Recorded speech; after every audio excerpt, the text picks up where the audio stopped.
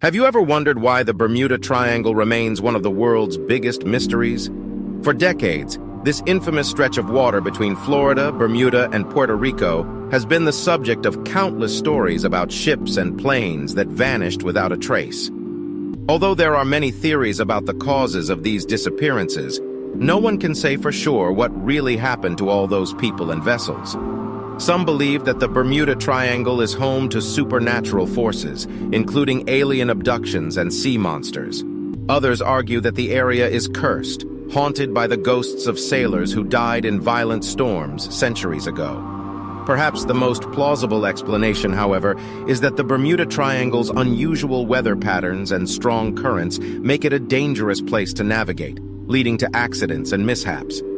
Despite the fact that many of the reported incidents in the Bermuda Triangle can be explained by natural phenomena, the mystery persists. This leads to the question,